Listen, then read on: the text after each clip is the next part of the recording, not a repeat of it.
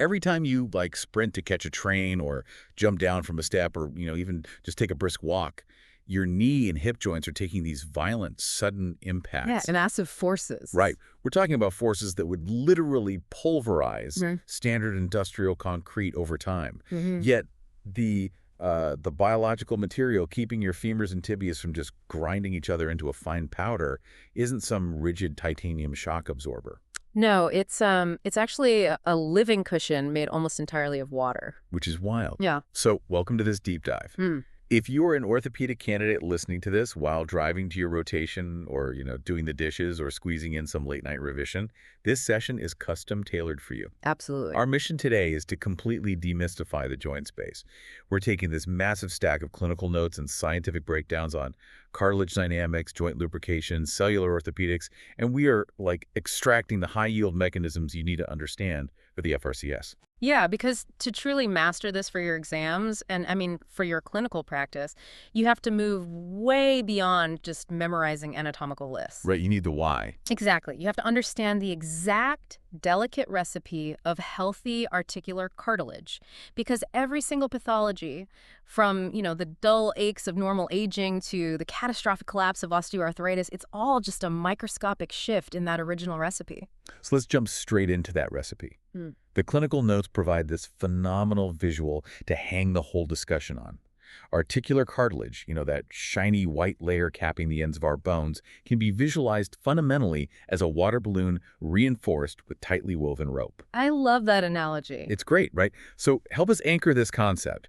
How does a water balloon survive the immense weight of a human body without popping on the very first step? Oh, well, it survives through just an absolute marvel of molecular physics. To grasp the water balloon concept, we first have to look at the numbers. And these are numbers you absolutely must commit to memory for the exam. Okay, let's hear them. If we analyze the wet weight of articular cartilage, the vast majority of it is simply fluid.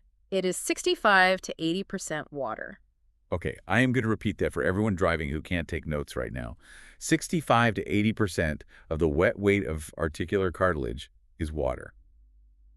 It seems incredibly counterintuitive that this hard, gristly tissue on the end of a bone is mostly liquid. It does, yeah. But the sheer volume of liquid is the secret to its compressive strength. But, only because of how that liquid is trapped. Right, because if you just had a puddle. Exactly. If you just placed a puddle of free-flowing water between two bones, it would just squirt out the sides the second you stood up.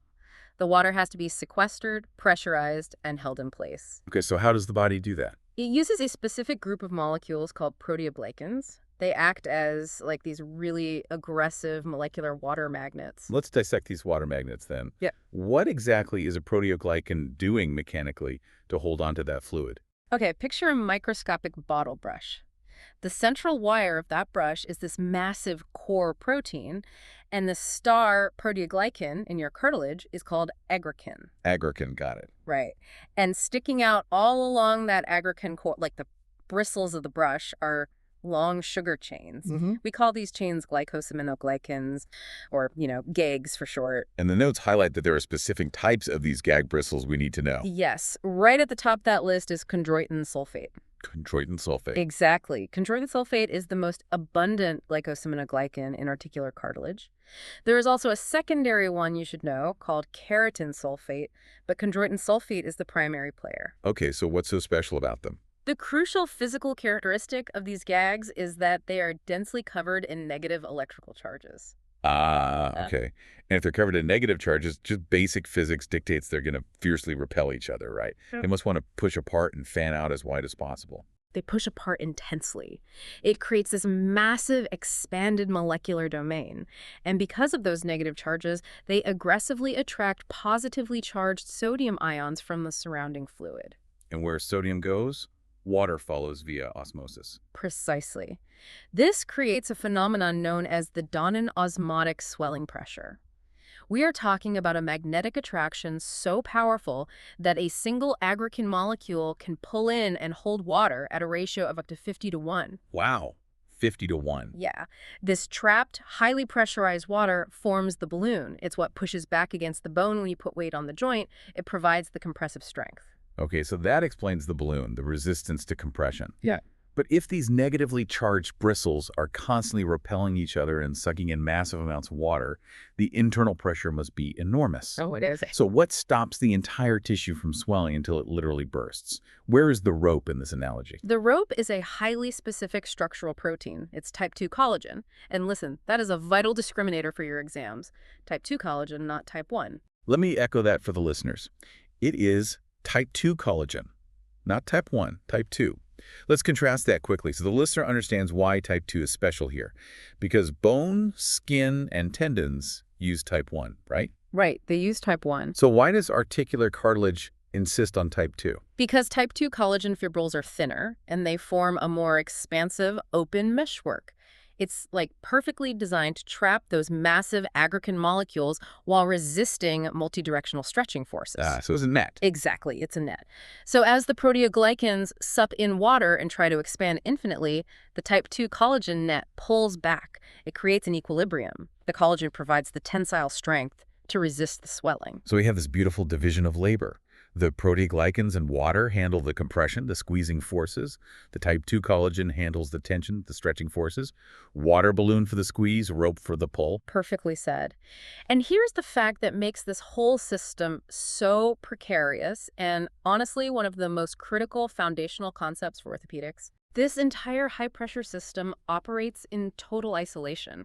Articular cartilage is completely avascular, aneral, and alymphatic. Meaning absolutely no blood vessels, no nerves, and no lymphatic drainage. None. None at all. So wait, if I'm a chondrocyte, one of the cells actually living inside this cartilage matrix, how am I possibly staying alive?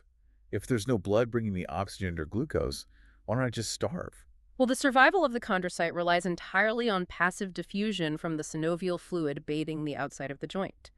It's a really slow, treacherous journey for nutrients to weave their way through that dense, pressurized collagen mesh. That sounds incredibly inefficient. It is. Because oxygen levels are so incredibly low inside the cartilage, these cells generate their energy almost exclusively through anaerobic glycolysis. So they are essentially sitting in the dark in a low oxygen environment, surviving on whatever microscopic nutrients happen to just slowly drift down through the dense matrix. Yeah, that's exactly it.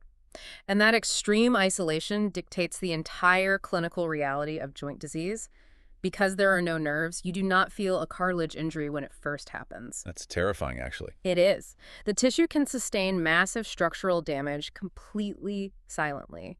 And because there is no blood supply, there is no localized delivery system for platelets, inflammatory cells, or systemic repair mechanisms. Right, so if you only remember one thing from this foundational section, lock this in. Healthy cartilage is 65 to 80% water, held under massive osmotic pressure by the negatively charged GAG chondroitin sulfate, and constrained by the tensile strength of type 2 collagen, all surviving without a single drop of blood. That's the golden summary. Awesome. So if diffusion is the only way nutrients can travel into this tissue, the physical layout of the cartilage must be highly organized to facilitate that, while also handling mechanical stress. Oh, highly organized. Because the clinical notes insist that cartilage is not just a uniform, homogeneous block of tissue. It's not like, piece of cheddar cheese where the top is identical to the bottom. No, far from it. The architecture is intensely specialized depending on depth.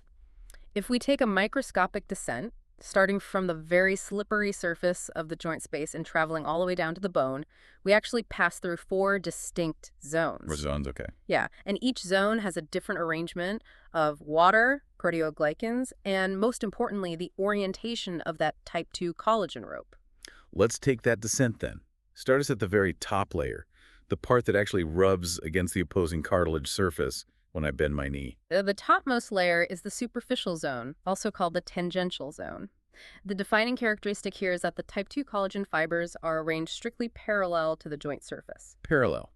Running flat along the top, almost like the smooth grain on a piece of polished hardwood.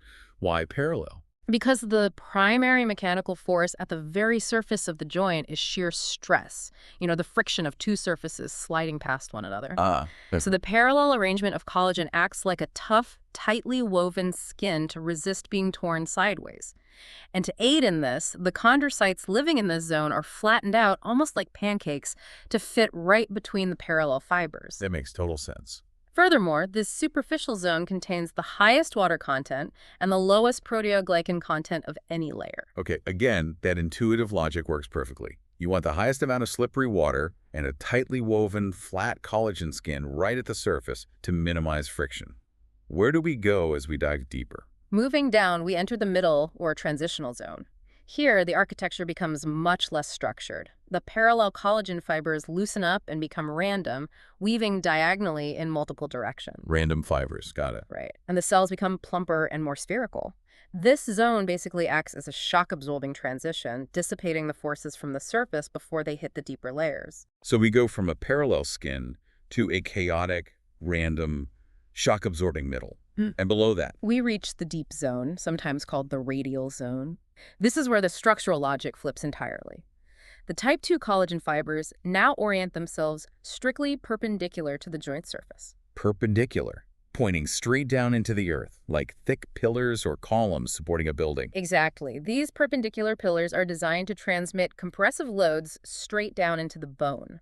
The chondrocytes here organize themselves into vertical columns alongside the collagen. Wow. And chemically, this deep zone is the exact inverse of the superficial zone. This is where the proteoglycan content is at its absolute highest and the water content is at its lowest. Let's cement that geometry for everyone listening, as it is a prime target for exam questions. At the top, in the superficial zone, the collagen is parallel to resist shear. Down at the bottom, in the deep zone, the collagen is perpendicular to transmit compression. I'll repeat that. Top is parallel. Bottom is perpendicular. Spot on. And that vertical orientation anchors the soft tissue, preparing it to attach to the final bottommost layer, which is the calcified zone. The calcified zone. Right. The calcified zone is the transitional cement that permanently tethers the cartilage to the hard subchondral bone beneath it. Now, bringing up the calcified zone leads us directly into a major anatomical misconception highlighted in the sources, the tidemark. Oh, the tidemark. Yeah, it sounds like something from an oceanography textbook, but in orthopedics, it's a very specific microscopic line. The notes flag this as a massive trap for candidates. It is a classic exam trap. When viewing cartilage histologically, you see this distinct, wavy, basophilic line near the bottom of the tissue called the tidemark. The intuitive guess, and the incorrect guess most people make, is that the tidemark is the boundary where the cartilage stops and the bone begins. Which feels entirely logical, you know? You'd assume the prominent visual mark separates the two different tissue types. Why is that wrong? Because the tidemark has absolutely nothing to do with the bone. The tidemark is the boundary strictly separating the deep zone of the uncalcified cartilage from the calcified zone of the cartilage. Let me make sure I'm visualizing this perfectly. The calcified zone, even though it's hardened, is still technically classified as cartilage. Yes, exactly. Ah. It is calcified cartilage meeting uncalcified cartilage. That is what the tidemark represents. It's the dividing line between those perpendicular collagen columns of the deep zone and the mineralized anchor of the calcified zone. Okay, so where does the bone actually start? The actual boundary where the calcified cartilage meets the subchondral bone is a separate, deeper line called the cement line. Listeners, double tap the steering wheel right now. The tidemark strictly separates the deep zone from the calcified zone. Say it again. Tidemark separates deep zone from calcified zone. Do not let a multiple choice question trick you into saying it separates cartilage from bone. They love to test that. So if you only remember one thing from this architecture section, superficial collagen is parallel, deep collagen is perpendicular, and the tidemark separates the deep zone from the calcified cartilage. Exactly. Okay, before we move into pathology, let's do a rapid mid-episode recap of what we've built so far. We have an avascular water balloon, 65 to 80% fluid. It handles compression using negatively charged proteoglycans, mostly chondroitin sulfate, to suck in water. It handles tension using type 2 collagen ropes. Structurally, it descends from parallel collagen at the superficial surface down through a random middle zone into perpendicular collagen in the deep zone. And the deep zone is separated from the calcified zone by the tidemark. Perfect summary. Now, if this architecture is so perfectly evolved, how does it fail? A major assumption patients make, and frankly a lot of junior clinicians make, is that severe joint pain and osteoarthritis are just the inevitable natural results of getting older, the whole wear and tear myth. But the clinical notes aggressively separate these two concepts. Yes, blurring normal aging and osteoarthritis is a fundamental error. They are distinct, separate physiological destinies, and they're driven by entirely different mechanical and chemical changes. Okay, how do we keep them straight? The easiest way to keep them straight for the exam is to focus on what happens to the water in our water balloon metaphor. Let's trace the healthy path first. If a patient lives to be 90 years old with no disease, just going through normal, healthy aging, what actually happens to their articular cartilage? Normal aging is essentially a process of desiccation. The cartilage simply dries out, the total water content decreases. Okay. Furthermore, the size of the aggrecan molecules, those bottle brushes we talked about, physically get smaller. They just cannot trap as much fluid. Because there is less water, the tissue becomes stiffer, harder, and way less resilient to sudden impacts. Like an old kitchen sponge that has been sitting on the edge of the sink for a week. It just loses its squish. Exactly like that. And the composition of the GAG bristles also changes. With normal aging, the concentration of keratin sulfate actually increases, while a specific isomer called chondroitin 4 sulfate decreases. More keratin, less chondroitin 4 sulfate. Right. But the collagen framework remains largely intact. The overall structure is just drier and stiffer. So aging means decreased water, making the joint stiffer. Let me repeat that. Aging equals decreased water. How does the pathology of osteoarthritis diverge from that? Osteoarthritis is not accelerated aging. OA is a mechanical and enzymatic failure of the structural matrix. The disease process begins when the type 2 collagen ropes get damaged, frayed, and cleaved by enzymes. And if the collagen ropes snap, they can no longer constrain the proteoglycans, right? The structural net just fails. Precisely. Because the collagen net fails, it can no longer push back against the dominant osmotic swelling pressure. The proteoglycans just pull in water uncontrollably. Oh, wow. Therefore, counterintuitively, the water content actually increases in osteoarthritis. The cartilage swells up, it becomes completely waterlogged. Wait, wet? OA makes it wetter. This is a major paradigm shift. We associate degenerative disease with things drying up or wearing thin, but early osteoarthritis actually makes the cartilage significantly wetter. Let me say that again for the listeners. OA means increased water. Yes, the water rushes in because the tensile restraint is gone. And as the matrix continues to degrade, the proteoglycans themselves begin to leach out of the tissue into the synovial fluid, meaning total proteoglycan content falls. Which can't be good. It's terrible. This leads to a catastrophic mechanical consequence for the tissue's Young's modulus. Let's unpack Young's modulus. Bring that physics term into the clinical reality of a knee joint. Okay, so Young's modulus is a measure of tissue stiffness and elasticity. A high Young's modulus means a material is stiff and firmly resists deformation, like a solid piece of rubber. Right. A low Young's modulus means the material is soft, weak, and gives way easily, like a deflated bicycle tire. So because the osteoarthritic cartilage is flooded with excess water, and it's disorganized and missing its collagen structure, its Young's modulus must drop dramatically. It gets dangerously soft. It completely loses its ability to bear a mechanical load. When a patient steps down on an OA knee, instead of the cartilage providing a firm, pressurized cushion, the tissue just squishes outward and mechanically fails, allowing the subchondral bones to approach each other and eventually just grind. So let's contrast these sharply for the listener. Aging dries cartilage out, decreasing water, making it stiffer.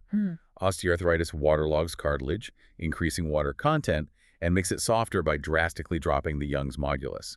Aging is dry and stiff. OA is wet and soft. Exactly. But there is one more vital discriminator regarding osteoarthritis that routinely trips people up on the exams. Oh, let's hear it. We just established that the overall total proteoglycan content drops in OA because the molecules leak out of the damaged matrix, right? Right. But if we look specifically at the concentration of chondroitin sulfate, the main JAG we discussed earlier, its concentration relative to the remaining tissue actually increases. Wait, if the proteoglycans are leaking out and being destroyed, how can the concentration of chondroitin sulfate possibly go up? That seems structurally contradictory. It's a paradox of the tissue trying to save itself.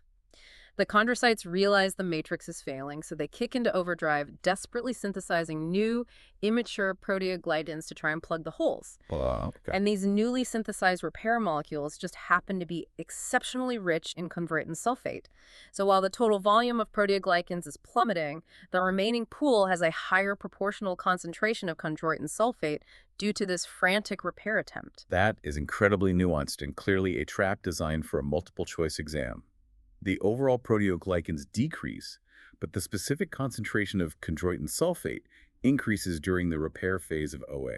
I'll repeat that trap. total proteoglycans down, chondroitin sulfate concentration up. You'll definitely see that on a test. So if you only remember one thing from this section, normal aging is a dry, stiff joint with less water. Osteoarthritis is a wet, soft, waterlogged joint with a low Young's modulus. Absolutely. Now, this frantic repair attempt brings us to the cellular staff working behind the scenes.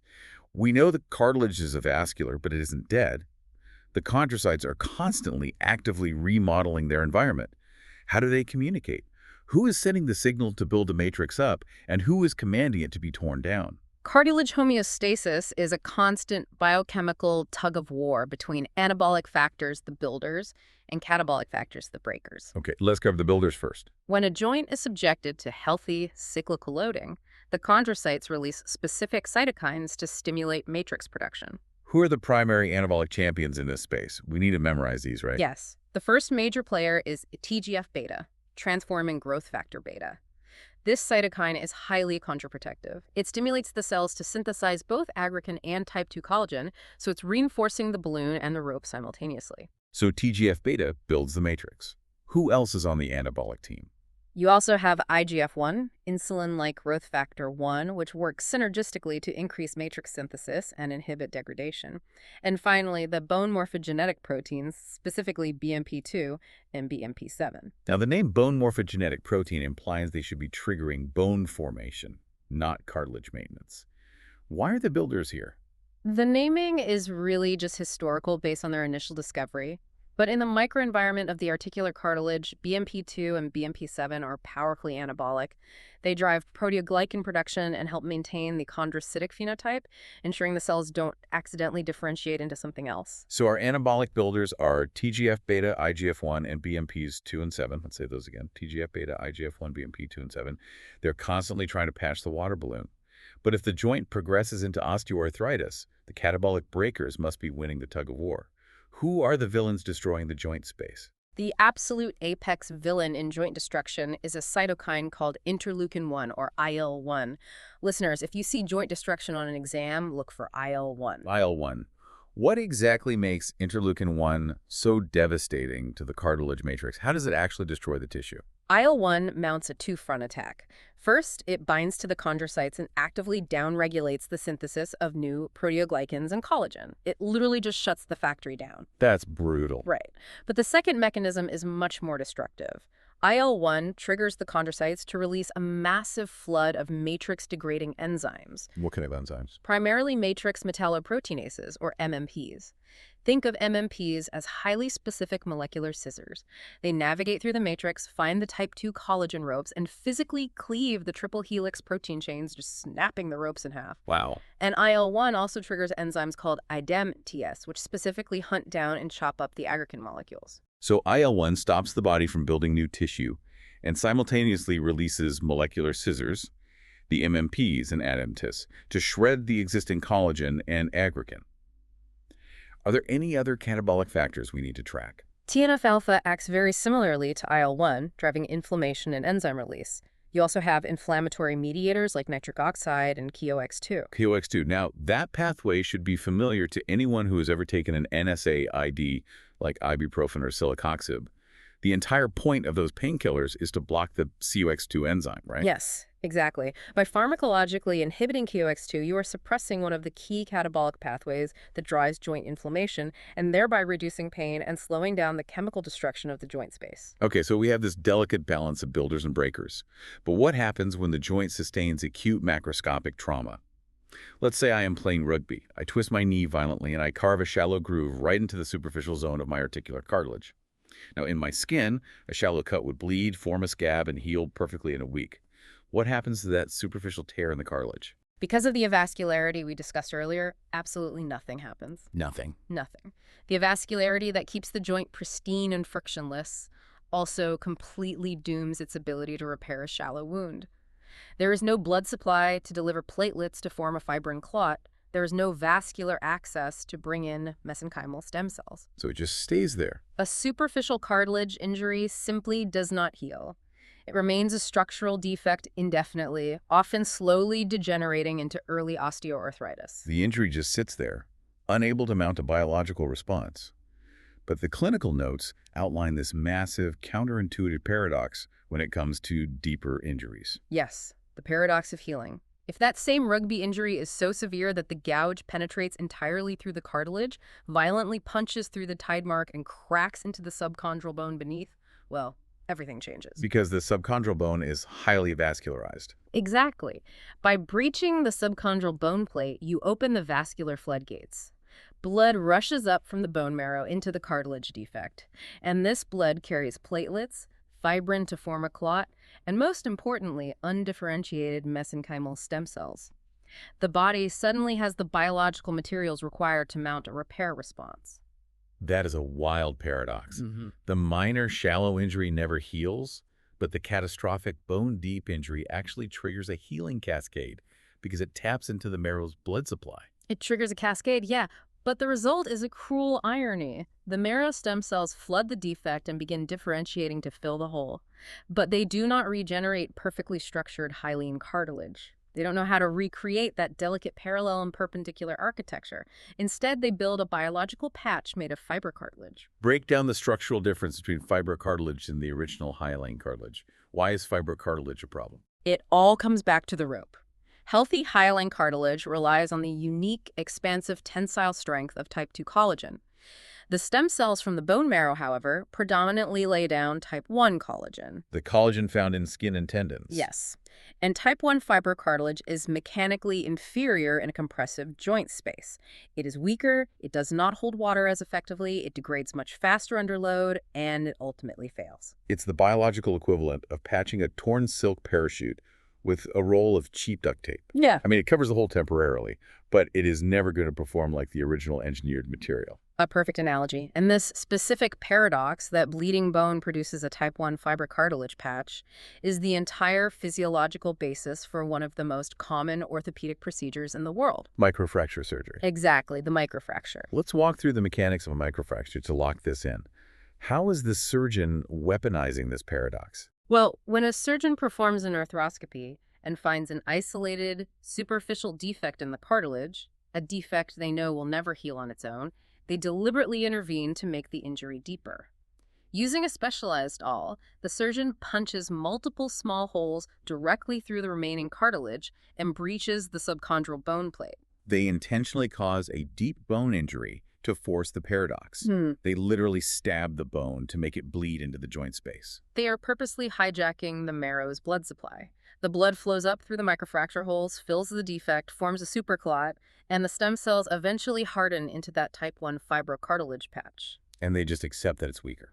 The surgeon accepts that the type 1 patch is mechanically weaker than the original tissue because a weak patch is vastly superior to an unhealing hole that will eventually destroy the entire joint. Right. So if you only remember one thing regarding cartilage repair, cartilage is isolated and cannot heal shallow wounds. Healing only occurs if the subchondral bone is breached, and the resulting marrow stimulation always produces weaker type 1 fibrocartilage. Marrow stimulation equals type 1 collagen. Let me repeat that one more time. Marrow stimulation always yields type 1 collagen. That is essential for the exam. Okay, let's run our second mid-episode recap. Normal aging decreases water and stiffens the joint. Osteoarthritis breaks the type 2 collagen via IL-1 and MMPs, flooding the joint with water and dropping the Young's modulus. Healing a cartilage defect requires breaching the bone, but it only yields a type 1 fibrocartilage patch. Great. Now, because the cartilage is so biologically helpless, lacking its own blood supply to feed or heal itself, it relies entirely on the environment it sits in. We need to zoom out and look at the bath that keeps the cartilage alive. The joint capsule, the synovium, and the synovial fluid. I always pictured the synovium as just a standard waterproof skin balloon holding liquid. But structurally, it's quite bizarre, isn't it? It is a profound anatomical exception. Most cellular linings in the human body, like the lining of your intestines or your respiratory tract, feature a true epithelium. This means the surface cells are tightly packed together and anchored down to a rigid, impermeable structural wall called a basement membrane. Right. A basement membrane acts as a solid physical barrier between the surface and the tissues underneath. Well, the synovium has no basement membrane. None. None. It lacks a true epithelium. Wow. The synovial lining, known as the intima, is essentially a loose, highly permeable network of cells sitting on top of a vascular-rich subintima. Why would the joint capsule lack a structural barrier? That seems like a design flaw. Because synovial fluid is primarily created by filtering blood plasma. The synovium is incredibly dense with blood vessels and lymphatics. Without a restrictive basement membrane, water, electrolytes, and small molecules from the blood plasma can easily leak out of the vessels, filter through the loose synovial cells, and pool into the joint space to form the base liquid of the synovial fluid. Wow, okay. And this permeability also perfectly explains why a sprained ankle or a torn knee ligament swells up so massive and so fast. It's a vascular sponge with no basement membrane to hold the bleeding back. Precisely. Now, within this loose intimal lining, there are specific, highly specialized cells operating the joint environment. The clinical notes focus heavily on two major players you absolutely must differentiate for the exam: type A cells and type B cells. Okay, let's give the listener a clear discriminator for these two. What is the role of the type A cell? Type A cells are the joint's immune surveillance and cleanup crew. They are macrophage-derived cells. They are highly phagocytic, meaning their primary job is to roam the synovial lining, engulf and digest microscopic cellular debris, worn-out matrix particles, and foreign antigens that float around in the synovial fluid. The type A cell is the macrophage, the biological vacuum cleaner. I'll repeat that. Type A equals macrophage. So if type A is cleaning up, what is the type B cell doing? Type B cells are the manufacturers. They are fibroblast-derived cells, and they are responsible for synthesizing the specialized molecules that turn standard watery blood plasma into thick, slippery synovial fluid. Type B equals fibroblast. Let me repeat. Type B equals fibroblast. So the plasma filters in through the blood vessels, but it's the type B cells that add the special sauce. What exactly are they pumping into the fluid? They secrete two absolutely vital molecules, hyaluronan and lubricin. Hyaluronan and lubricin. Right. Hyaluronan, or hyaluronic acid, is a massive coiled polymer that binds immense amounts of water, giving synovial fluid its distinct, thick, egg white-like viscosity. And lubricin is a specialized glycoprotein that acts as a targeted molecular lubricant, which we will discuss shortly. Let's quickly lock in a memory hook for the listener who is driving.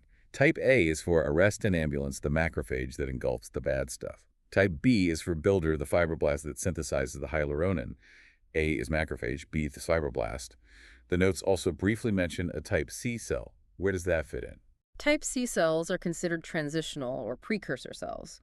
The current consensus is they represent a middle ground, likely undifferentiated cells that eventually mature into either the type A or type B lineages, depending on what the joint needs. But really, the primary functional heavy lifters you need to know are A and B. If you only remember one thing about the synovium, it lacks a basement membrane, allowing plasma to filter through. Type A cells are macrophages that clean debris. Type B cells are fibroblasts that build hyaluronan and lubricin. Spot on. So we've established the water balloon structure. We know how it degrades. We know the cellular builders and breakers. And we know that type B cells manufacture the synovial bath. We are finally ready to put all of this into motion. How do all these biological parts interact under the extreme physical pressure of human movement without instantly grinding down to the bone?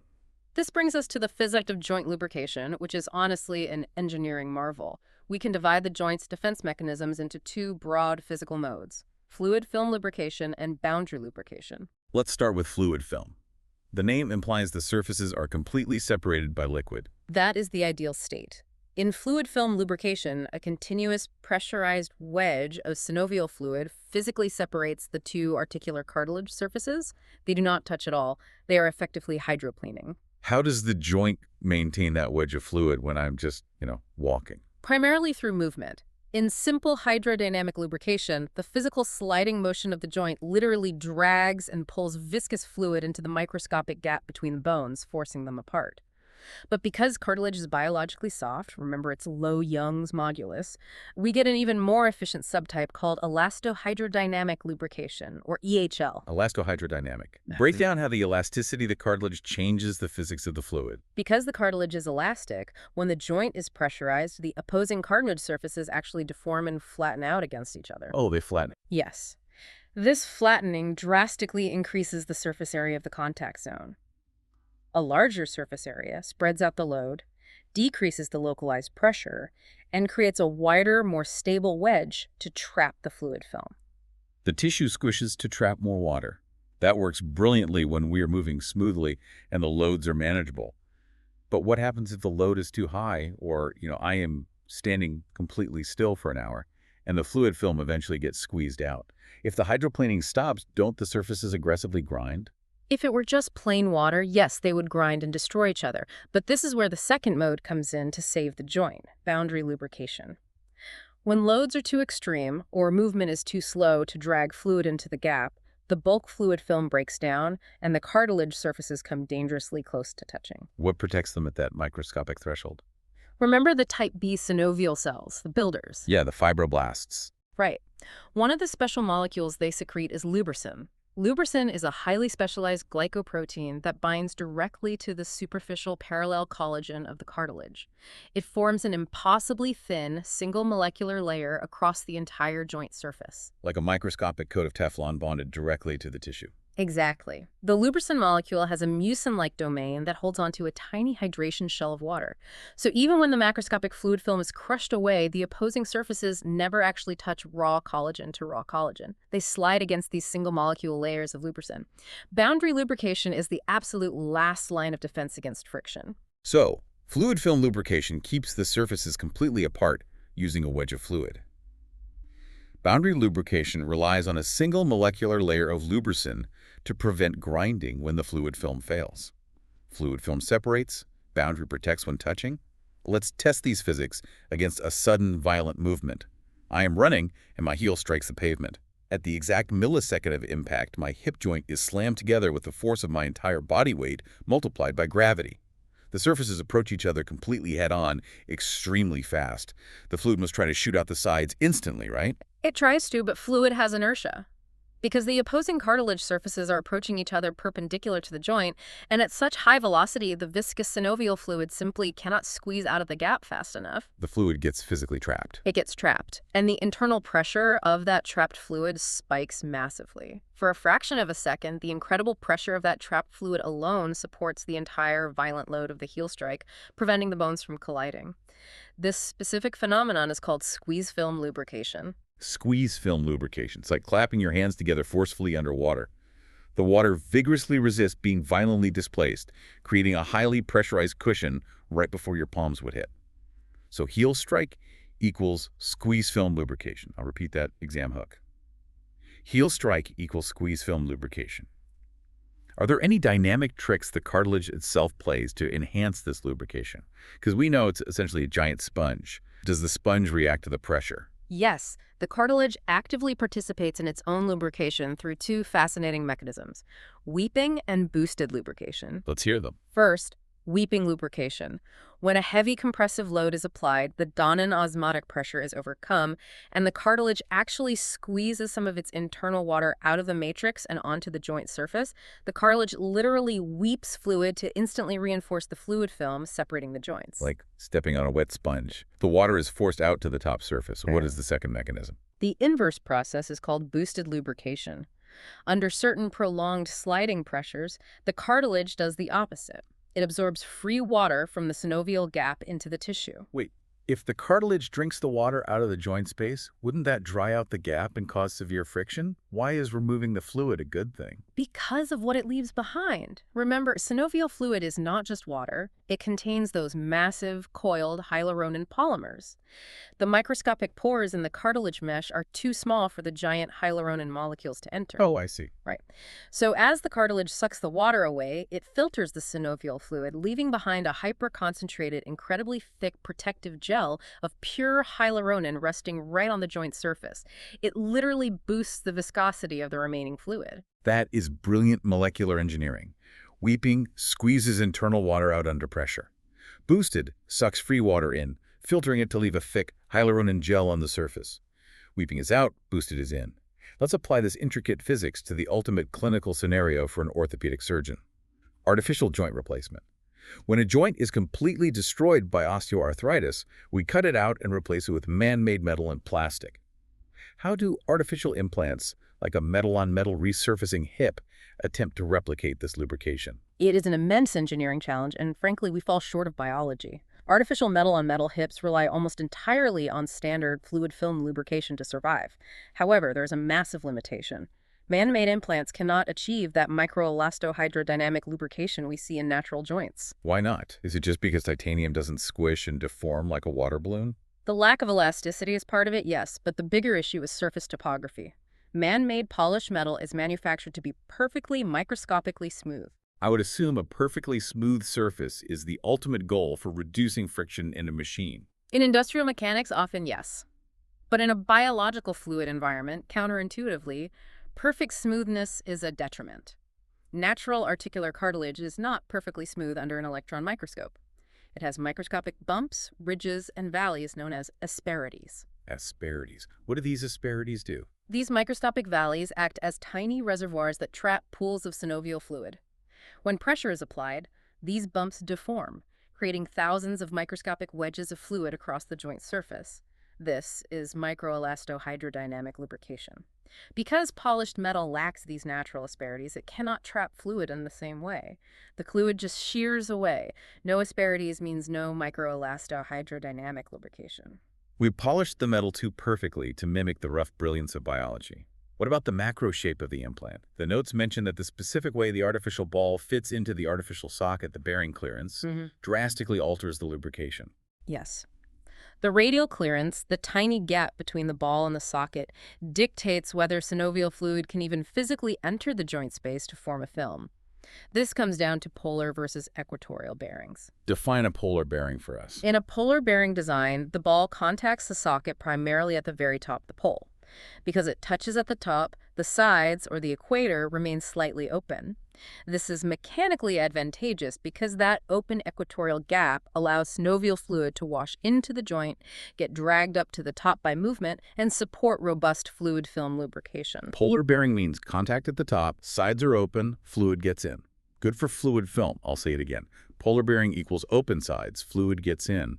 What is the alternative? An equatorial bearing. In this design, the socket grips the ball tightly around its widest part, the equator, but leaves a microscopic gap at the top pole. If it grips tightly around the sides, it acts like a gasket.